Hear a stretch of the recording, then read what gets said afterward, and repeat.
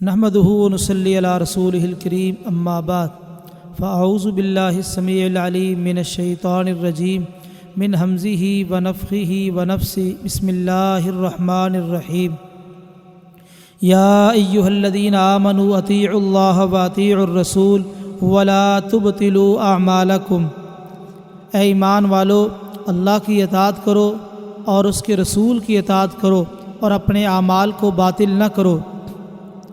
نبی کریم صلی اللہ علیہ وسلم کے امت کے ذمے جو حقوق ہیں ان میں سے ایک حق یہ ہے کہ آپ کی اطاعت کی جائے، اور آپ کی جو اطاعت ہے یہ دین اسلام کے اندر لازم ہے۔ آپ کی اطاعت کے بغیر انسان جنت میں نہیں جا سکتا۔ صحیح بخاری کی حدیث ہے، نبی کریم صلی اللہ علیہ وسلم نے ارشاد فرمایا کل امتی یدخلون الجنہ الا من ابا، قیل ومن یابا یا رسول اللہ صلی اللہ علیہ وسلم، قال من اطاعنی دخل الجنہ ومن عصانی فقد ابا۔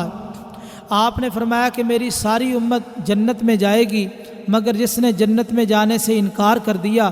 پوچھا گیا حضور جنت میں جانے سے کون انکار کر سکتا ہے؟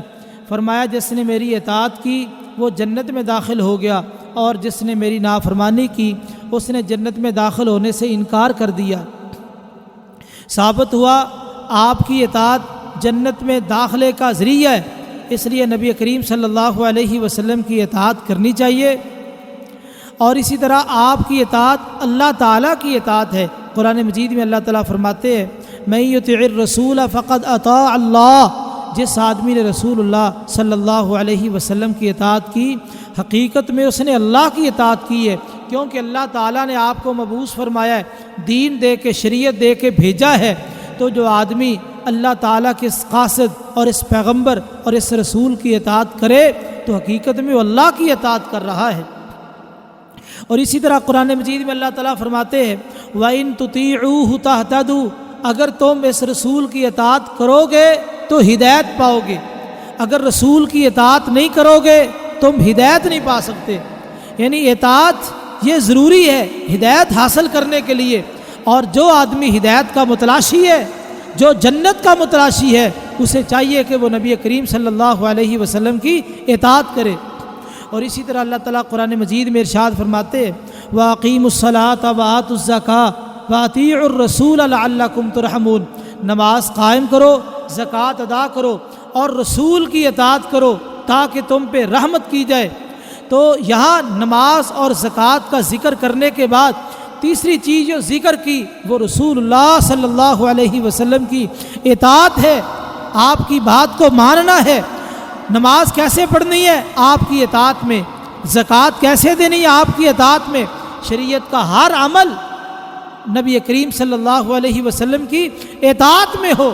اور جو آدمی اللہ اور اس کے رسول کی اطاعت کرے، اللہ تعالیٰ نے ان کے بارے میں ایک بہت بڑا اعزاز ذکر کیا قرآن مجید میں، فرمایا وَمَن يُطِعِ اللَّهَ وَالرَّسُولَ فَأُولَٰئِكَ مَعَ الَّذِينَ أَنْعَمَ اللَّهُ عَلَيْهِم مِّنَ النَّبِيِّينَ وَالصِّدِّيقِينَ وَالشُّهَدَاءِ وَالصَّالِحِينَ وَحَسُنَ أُولَٰئِكَ رَفِيقًا۔